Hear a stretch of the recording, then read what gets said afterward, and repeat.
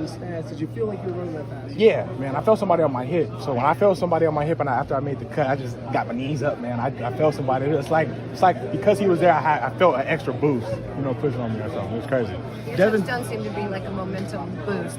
Did you feel the energy whenever you were able to do that? Yeah, I mean, whenever you make a big play, the whole team's going to be just electric. The energy's going to be unmatched. The NRG today was unbelievable. Shout out to our fans, man. They came up, they showed out, helped us get the dub. But yeah, it was just one of those things, man, where we were just clicking. Our whole offense, we were just unbelievable. Sorry, I'm got a lot going on right now, y'all. So, but great wins. What do you think about the poise Stroud showed being a rookie, his first playoff game? Man, that's him. That's literally his identity. That's who he is. That's how he carries himself outside of this building. He's just a composed dude, man. He's a West Coast killer. I've been saying it all day. He's just a West Coast killer, man. That dude is unbelievable. It looked for a while like a routine play, you were headed out of bounds. Then you turned up and it surprised everybody. Talk a little bit about that decision. Yeah, man. I mean, if you go on YouTube, I was a running back growing up my whole life. I really moved to receiver my freshman year of high school. I was a running back my whole life. So I feel like that's one of those things that I really carry with me as a tight end. I like to say, like, I'm a different type of guy. I'm smaller, so I like to be fast and stuff. But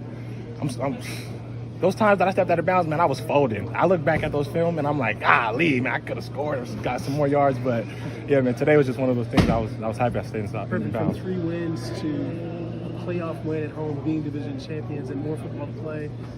How did this happen? Woo! A lot of hard work, man. A lot of hard work from everybody in the building, from the people upstairs, the players, the coaches. Everybody just bust their tail off in this building, man. It's quite unbelievable to see the commitment from everybody on a daily basis. We come to work. We put our head down, we ignore the noise, and we come to work. What'd you think of the game that Bobby called today?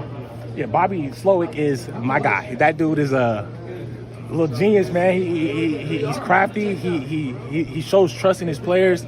He's a great OC, man. He really is one of those guys where if you make a mistake, he'll come up to you and be like, hey, man, I'm coming right back to you. Like, that's the type of OC he is, man. He's unbelievable, man, and I'm glad to have him. Did you guys have a bad taste in your mouth from what happened the last time? Yeah, absolutely. Today when we walked in the locker room, excuse my language, but the song that was playing was that Get Back is the Motherfucker. That was the first song that was playing, and our defense showed out, the special team showed out, all 11 guys on all 3 sides of the ball showed out today. It was a really complete team win. Do you think this win, I know you guys knew what y'all could do, but do you think this opened people's eyes across the league to look out for you guys? I feel like they should have been. It should have been one of those things like people respect us, or we anytime we play an opponent, we respect them, but we really don't care who respects us, who doesn't respect us. Like, we're gonna show up on Sundays, Saturdays, and we're gonna play ball.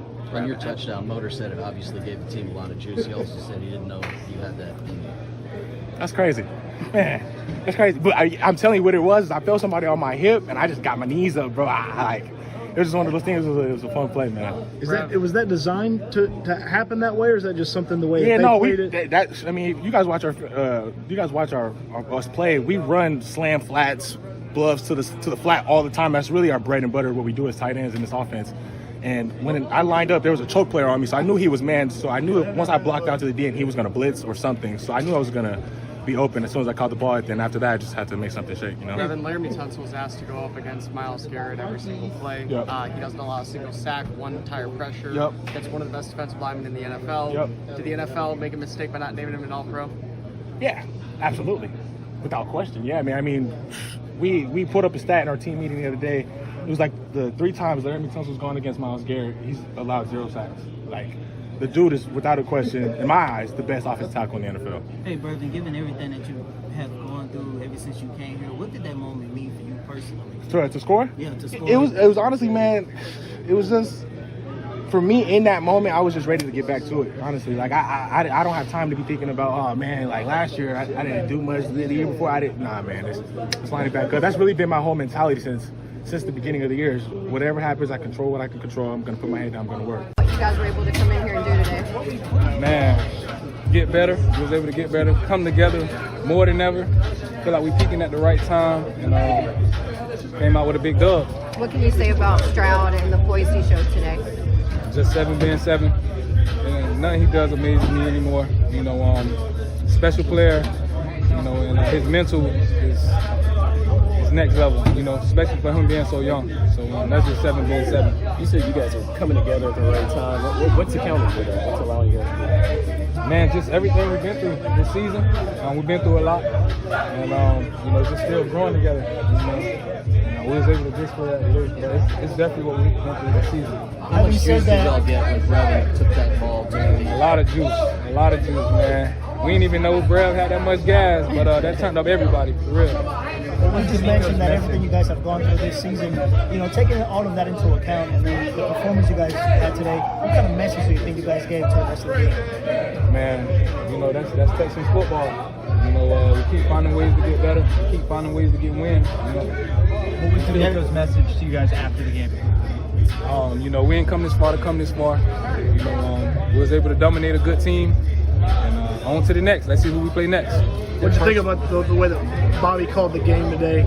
Yeah. Obviously, big week for him with some of the rumors swirling. But what did you think of Bobby's play calling today? Man, Coach Bob was on it. Big game, one of the biggest games of the year, and he showed up for sure. What kind of message do you think this team delivered today to the league?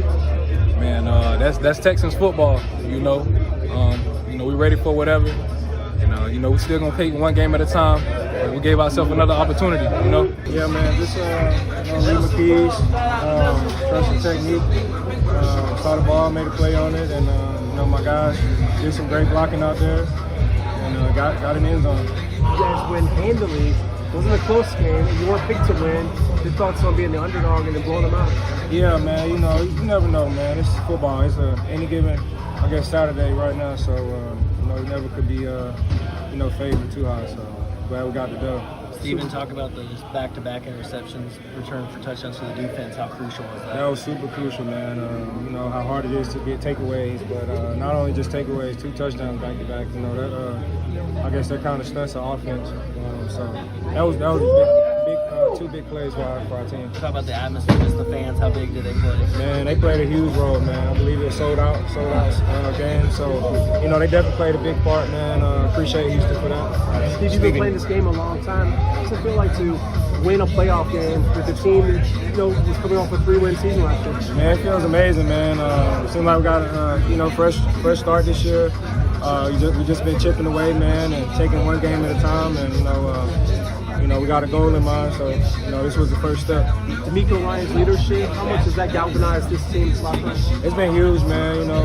He has a great way of saying things, delivering a message that gets through the players, and resonates really well for everybody, and you see it paying off. How gratifying was just the defense in general after the way you guys kind of played on week 16 and now you had to come out with this type of performance? It's pretty good, man. I don't really like to talk about the past, man, but I don't like to make excuses either, but everybody will talk about the performance, but I think we were pretty much healthy. People forget about that either, so it's a different game when everybody's healthy.